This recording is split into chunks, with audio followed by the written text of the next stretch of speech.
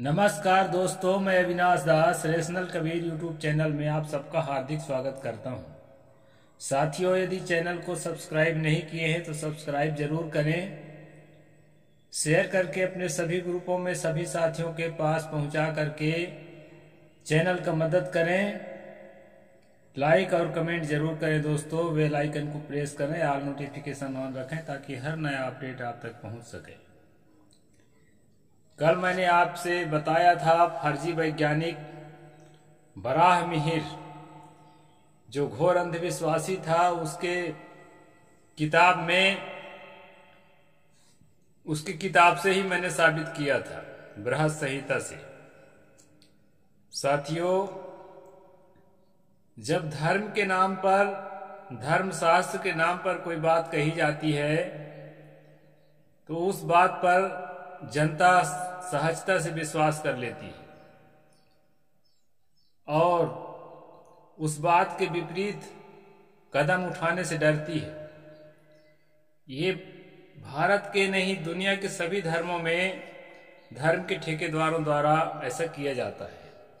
उन्हीं में से एक है बराहमिहिर, जिसको लोगों ने वैज्ञानिक बताया। कल का वीडियो यदि आप नहीं देखे हैं दोस्तों तो जरूर देखें और पूरी तरह से आपको समझ में आ जाएगा कि बराहमिहिर वैज्ञानिक था कि फर्जी वैज्ञानिक था कि पुरोहित था। ये आपको पूरी तरह समझ में आ जाएगा। अब उनके शिष्यों द्वारा जो बातें और चलाई जाती है उसके विषय में भी मैं आगे चर्चा कर रहा हूं। सूर्य और चंद्र ग्रहण कैसे होते हैं आजकल इन्हें एक किशोर भी जानता है। कोई भी जो है 6वीं 7वीं का विद्यार्थी है उसको भी मालूम हो गया है कि सूर्य ग्रहण चंद्र ग्रहण कैसे होते हैं। आगे लेखक लिखते हैं, जो साधारण स्कूल में पढ़ता है कि चंद्र, सूर्य और पृथ्वी जब एक सिधाई में आ जाते हैं तब आड़ हो जाने के पीछे वाला नहीं दिखता। इसमें राहु आदि का कुछ भी चक्कर नहीं है, न इसमें कोई पाप है न कोई पुण्य। फिर भी आज के इस वैज्ञानिक युग में अच्छे अच्छे पढ़े लिखे लोग ग्रहण के समय में भोजन नहीं करते, ग्रहण के बाद स्नान करते हैं, दान करते हैं। स्नान दान अच्छी बात है, परंतु अंधविश्वास पूर्वक नहीं होना चाहिए। जो जनता इस युग में भी अंधविश्वास में डूबी है उसका कारण है पूरा काल से धर्म ग्रंथों में अंधविश्वास की बातें लिखी गई। उन्हीं में से एक है बृहद संहिता, जो बराहमिहिर की रचना है। सामान्य पंडित पुरोहित फैलाते रहे। लिखा गया, यदि कोई व्यक्ति ग्रहण काल एवं संक्रांति काल में स्नान नहीं करता तो वह भावी 7 जन्मों में कोढ़ी हो जाएगा और जो है दुख का भागी होगा। कोढ़ी लेप्रोसी की बीमारी जो होती है, गलित कुष्ठ जिसको हिंदी में कहते हैं। तो साथियों, यहाँ पर बताया गया है कि यदि कोई व्यक्ति ग्रहण काल और संक्रांति काल में गंगा में, नर्मदा में या किसी धार्मिक नदी में जाके नहीं नहाता है और ब्राह्मणों को दान नहीं करता है तो उसको 7 जन्मों तक कोढ़ी का जन्म लेगा, लेप्रोसिक बीमारी होगी। इस तरह से इसका एक दुष्परिणाम और आया है दोस्तों। लेप्रोसी के जो पेशेंट होते हैं उनके प्रति लोग नफरत का भाव रखते हैं, इसलिए कि ये जो है पूर्व जन्म में ऐसा पाप किया था जिसके कारण इसको कोढ़ हो गया है। इसलिए दोस्तों उसको जो है लोग तिरस्कार करते हैं, नजदीक नहीं आने देते हैं, खाने को नहीं देते हैं, किसी के घर में हुआ तो घर से निकाल देते हैं। तो ये धर्मशास्त्रों की देन है। इस बात को हमें समझना चाहिए। व्यास के मुख से कहलवाया गया कि जिस साधारण दिनों में अपेक्षा चंद्र ग्रहण का दिन 1 लाख गुना फलदायक है और सूर्य ग्रहण पहले से 10 गुना, सामान्य दिन में 10 लाख गुना। यदि गंगा जल स्नान के लिए पास में ही चंद्र ग्रहण 1 करोड़ गुना अधिक फलदायक है और सूर्य ग्रहण इस 10 करोड़ गुना फलदायक है। इस प्रकार साथियों इसमें जो है आपके जिसको अभी तक वैज्ञानिक समझ रहे थे बराह मिहिर, उसके इस तरह से विचार हैं। लेखक ने आगे लिखा है, चंद्र ग्रहण तथा सूर्य ग्रहण के बाद दान करने की लंबी चौड़ी बातें की गई है। इस प्रकार अमावस्या, द्वितीया, यम द्वितीया आदि अनेक तिथियों, व्रतों, त्योहारों आदि के आधार पर दान कराने की बात की जाती है। कुल मिलाकर के धर्म नाम का धंधा है दोस्तों। अब इस धंधे में आम जनता जो है ग्राहक है, हम सब लोग, और इनको ठगने के लिए जो जाल रचा है उसी जाल के ठगुओं में से एक है बराह मिहिर, जिसका मैंने कल वीडियो बनाया और आज भी उसी पर बना रहा हूं। हर प्राणी अनिष्ट एवं खतरे से घबराता है। हर प्राणी को मनुष्य के अलावा को भी डर रहता है कि मुझे कोई कष्ट न हो जाए, मुझे एक्सीडेंट न हो जाए, मुझे कोई बीमारी न हो जाए, अचानक मृत्यु न हो जाए, इस तरह से कोई मुसीबत न आ जाए, संकट न आ जाए, इस तरह से हर आदमी जो है सोचता है। तो उसी सोच का जो है ये लोग अपना गलत तरीके से मिसयूज करके लाभ लेते हैं। मनुष्य ज्यादा समझदार होने से वह ज्यादा घबराता है, क्योंकि वह दूर तक सोचता है और भावी अनिष्ट की नई नई कल्पनाएं करके उसके निवारण के लिए सदैव प्रयत्नवान रहता है। आगे मुझे कुछ हो न जाए इसके लिए हमेशा प्रयास करता रहता है मनुष्य कि मैं अच्छा जीवन जीऊं, मेरे जीवन में सुख आए, मेरे बच्चों के जीवन में सुख आए। इस तरह से आदमी की सोच होती है दोस्तों। भारतीय परंपरा के प्राचीनतम ग्रंथ ऋग्वेद में भी दुःस्वप्नों, अपशकुनों एवं अनेक उपक्रमों से बचने की सविता सूर्य, वरुण, इंद्र आदि से प्रार्थना की गई है। यहाँ पर दोस्तों लेखक ने बताया है जिसको ऋग्वेद, जिसमें कहते हैं अंधविश्वास है ही नहीं, खासकर जो ये आर्य समाजी लोग हैं उनका कहना है कि वेदों में तो अंधविश्वास है ही नहीं, तो वेदों में भी अंधविश्वास है। इसमें लेखक ने प्रमाण दिया है ऋग्वेद 8:47 94, 8:47 94, 16-18 ये नंबर है दोस्तों, उसके चैप्टर नंबर और श्लोक नंबर।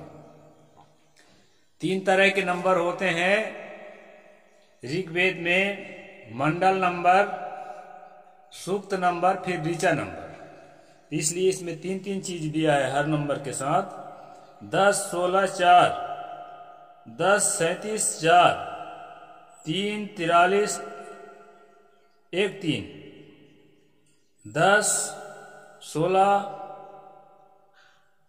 1, 5 आदि आदि। यानी कई जगह इस प्रकार के अंधविश्वासपूर्ण बातों का ऋग्वेद में उल्लेख है। इसको डॉक्टर पांडुरंग बामन काणे जो धर्मशास्त्र के इतिहास के रचयिता हैं, उन्होंने अपनी किताब में धर्मशास्त्र का इतिहास 4था भाग पृष्ठ नंबर 92 इसमें उन्होंने उद्धृत किया है, उसी से यहाँ पर लेखक ने लिया है दोस्तों। आगे कहते हैं भूचालों, ग्रहणों, धूमकेतुओं, उल्कापातों, अंधड़ तूफानों, दुस्वप्नों आदि से भयभीत होकर मनुष्यों ने उनकी शांति के लिए पूजा पाठ का विधान रचा है। भयभीत मनुष्यों ने नहीं रचा है, मेरा मत है भयभीत लोगों को बेवकूफ बनाने के लिए चालाक लोगों ने रचा है, जिनको अच्छी तरह से मालूम है कि पूजा पाठ से इस प्रकार से कोई लाभ नहीं होता है, कोई अनिष्ट नहीं टल जाता है, और अनिष्ट टलने के लिए युक्तियों की जरूरत है, वैज्ञानिक प्रयोगों की जरूरत है। इस प्रकार की बात जो है छुपाई गई है दोस्तों। आशा निराशा में झूले में झूलता है, मनुष्यों के मन की कमजोरियों से फायदा उठाकर। ये मनुष्य के मन की बहुत बड़ी कमजोरी है कि वो भावी अनिष्ट के खतरे से डरता तो है, लेकिन वो समझ नहीं पाता है कि उससे बचने के लिए हमें क्या वैज्ञानिक तरीका अपनाना चाहिए। और कई ऐसी चीजें हैं, जैसे चेचक की बीमारी है, पहले उसकी कोई दवाई नहीं थी, अब तो उसका टीका निकल चुका है, तो टीका लगने से काफी उसमें लाभ हुआ है। और जो है पोलियो का टीका निकल चुका है। बहुत सारी ऐसी चीजें हैं जिसके लिए कोई समाधान नहीं था विज्ञान के पास तब तक, इसलिए उसको दैवी बता करके ये जो पुरोहित वर्ग के लोग हैं, खासकर भारत के ब्राह्मण लोग, ये जो है ना हथकंडा रच करके लोगों से पैसे ऐंठते आए हैं। इसको जो है लेखक लिखते हैं, फायदा उठाकर गलत तरीके से फायदा उठाकर पुरोहितों ने शांति के बड़े बड़े प्रपंच रच डाले। धर्म ग्रंथों, महाकाव्यों तथा पुराणों में ये अंधविश्वास फैला दिए गए हैं। महाभारत तथा रामायण में भी पदे पदे शकुन अपशकुन का भ्रम मढ़ा है। ग्रह आकाश में है, जड़ है, जड़ का मतलब निर्जीव। वे मनुष्य पर टेढ़े कैसे होंगे? यदि टेढ़े होंगे तो सभी मनुष्यों पर, जैसे सूर्य का प्रकाश सब पर पड़ता है बराबर। यदि पूजा कर कोई सूर्य को गर्मी नहीं शांत कर पाता, तो पूजा करके वह ग्रह की शांति कैसे कर सकता है? ग्रह शांति की पुरोहितों के कमाने खाने का धंधा है। पुरोहित पंडितों ने ग्रहों को लेकर के समाज को काफी डरा रखा है। आज भी दोस्तों मैं कई बार देखता हूं कि शकुन अपशकुन के नाम से, ग्रह के नाम से, अरे और तो और है हमारे कबीरपंथी परिवार में, जिनको दिन रात हम लोग रेशनलिज्म का पाठ पढ़ाते हैं, तर्कशीलता का पाठ पढ़ाते हैं, उनके घरों का डर नहीं खत्म हो रहा है। कई लोगों का तो खत्म हो गया है। और वो जो है सूतक के समय में ग्रहण लगता है तो सूतक के समय में जो पुरोहित बताता है कि इतना घंटा सूतक है, उस समय खाना नहीं खाते। बाद में जो है दान करने के बाद, स्नान करने के बाद, ब्राह्मणों को खिलाने के बाद फिर खाते हैं, पैसा कौड़ी देने के बाद। तो ये जो भ्रम अंधविश्वास है दोस्तों, बहुत गहराई पर है। और इसको मिटाने के लिए मेरा चैनल जो है कमर कसा हुआ है, इसलिए चैनल का मदद जरूर करें और जो है बातों को आगे तक ले जाएं। शांति मयूख पृष्ठ 12। जैसे कुछ मध्यकालिक ग्रंथों ने स्कंद पुराण के पद्यों को उद्धृत करते हुए कहा है कि शनि के प्रतिकूल दृष्टि के कारण सवदास को मानुष मांस खाना पड़ा। यानी पुरोहित ऐसे हैं कि मनुष्य के मांस खाने से इसका निवारण होगा। अगर ऐसा पुरोहित कह दिया तो आदमी कहते हैं नहीं मरता क्या नहीं करता। मनुष्य के मांस खाने के लिए भी आदमी विवश हो जाता है। राहु के कारण नल को पृथ्वी पर घूमना पड़ा।